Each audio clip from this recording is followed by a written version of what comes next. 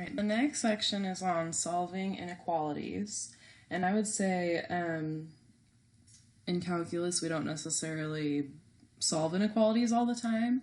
However, it is still somewhat beneficial for problems where you're looking for the domain, especially when you're talking about a radical function or a logarithmic function. But it's also beneficial in that the process we use to solve inequalities is a process that we'll use in calculus. We'll just use it in a different context. So if you can practice this before you have calculus, this is a good thing to practice. So for the first example, we're just going to say solve for x.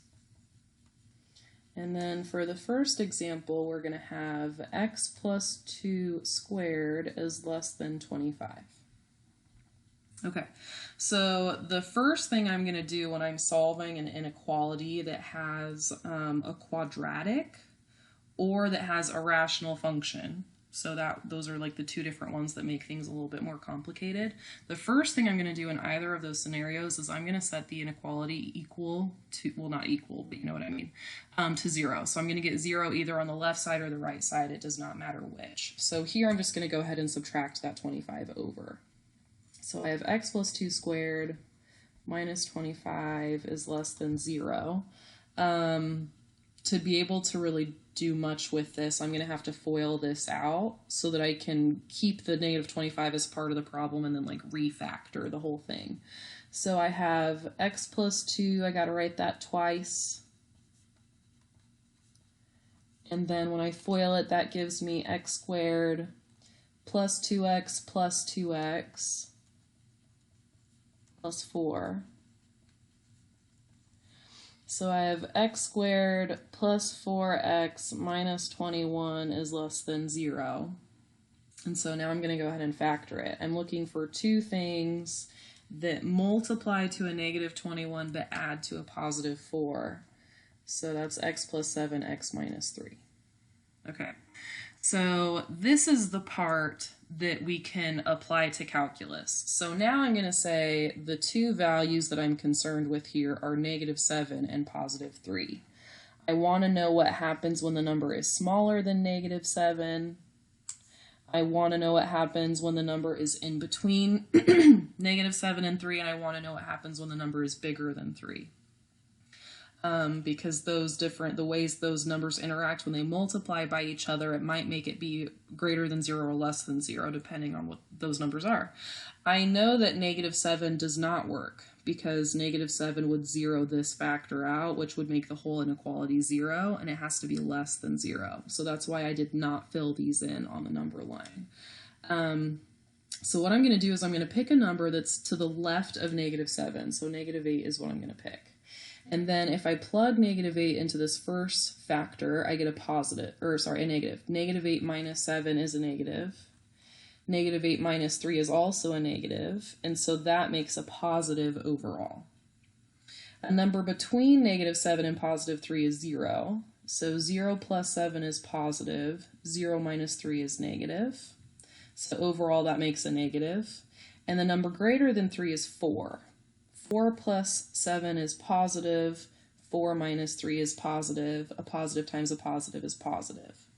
So since the inequality symbol goes this way, we want this answer to be less than 0. That means the only solutions for x have to be between negative 7 and 3, because those are the only solutions that are negative. So I'm going to say negative 7 to 3 is where our solutions are.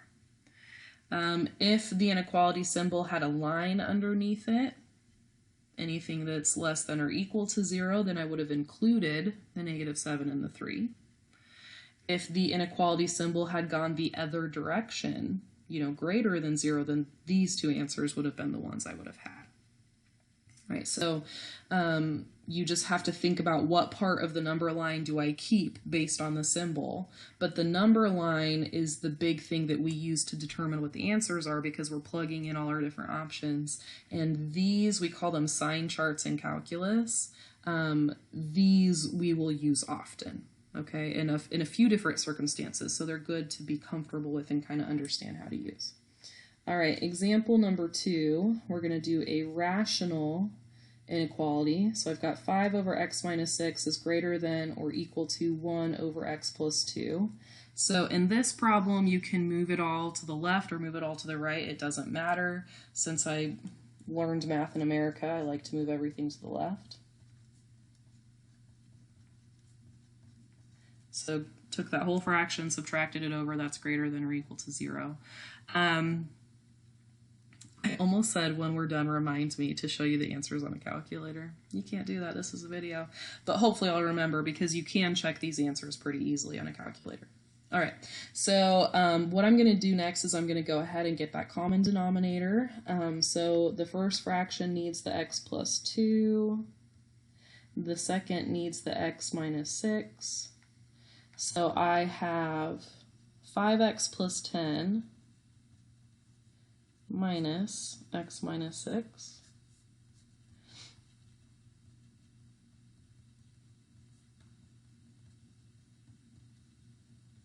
So that gives me 5x plus 10 minus x plus 6.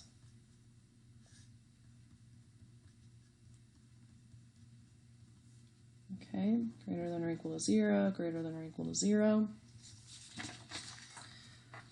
Okay, so 5x minus x is 4x, plus 10 and 6 is 16.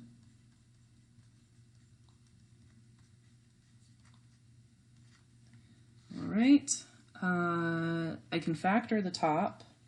I'll tell you why I'm factoring the top in a second.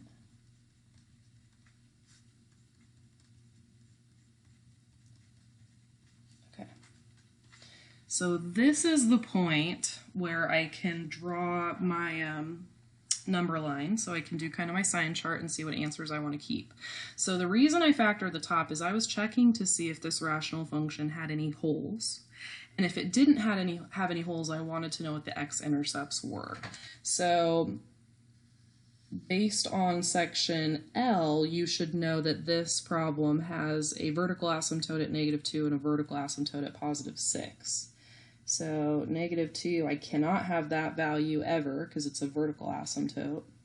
So it's never going to work, even though this says equal to 0. It's never going to work because these are undefined at 0. So -2 and 6 are numbers that are going to show up on that number line, but I cannot have them. If I have -4, that's what makes this factor on the top 0 out, then I would have 4 times 0, which is 0, and that's actually how you find the x-intercept of this rational function. And so the x-intercept is -4, and that you can actually include on the sign chart only because the inequality said we can include whatever makes the fraction equal 0. Okay? Again, this is something that shows up more in pre-calc than calculus. The methodology here of making the sign chart is what I'm more concerned with you being comfortable with. Okay, so, but the difference of going back and forth between filling in and not filling in this particular situation is something that we're not going to worry too much about. And if it does come up, I will make sure that I stress that with you guys. All right, so same thing as last time, we now have to pick numbers in all these sections to plug in. So a number less than -4 would be like -5. So I'm not going to forget about that 4. It's a positive number, so it's not going to change anything, but if it had been negative, it would have changed things. So I'm gonna think of that 4. So I'm going to say +4, and then -5 plus 4 is a negative. -5 plus 2 is a negative. -5 minus 6 is a negative.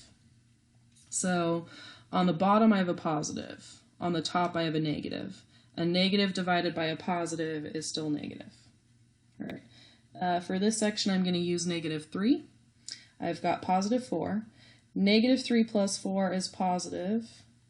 -3 plus 2 is negative. -3 minus 6 is negative. So positive on the top, positive on the bottom. Between -2 and 6 would be like 0. So I've got 4, which is positive.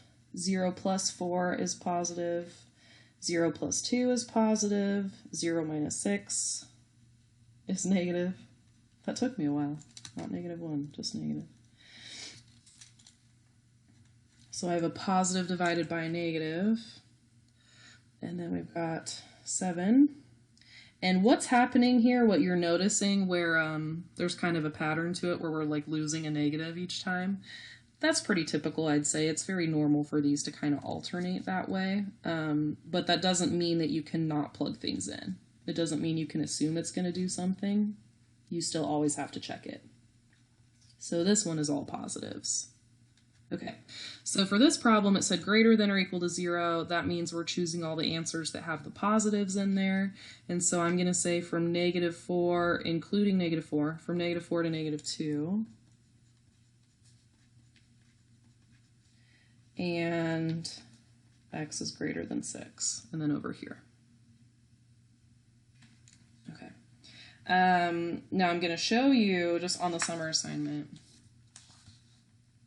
when you set up a problem like number 4, you have to consider that this absolute value sign means that you have the positive version of something, the negative version of something. So you're going to say 2x minus 1 is in between the positive version of x plus 4 and the negative version of x plus 4. That's what it means when it has that inequality like that, that it's showing up kind of sandwiched in between those. And then if the symbol had gone the other direction, then it would have been... Go ahead and solve this the way it is. We can talk about those more later if they show up. I don't think I intended to go very deep with this. But just kind of making you think of that idea of an inequality giving you like a positive version and a negative version is enough, I think.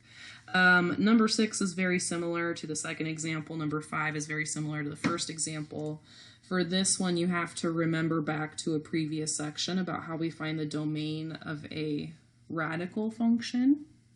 And then once you remember what that actually looks like, what that means, then you can go ahead and set it up and it will be fairly similar to the first example we did. Remember when you're doing these problems, I don't know if it comes up or not, but if you divide by a negative or multiply by a negative, you do need to flip your inequality symbol. Okay, that didn't happen on the examples, but it could happen with how you do the problem depending on how you choose to do it.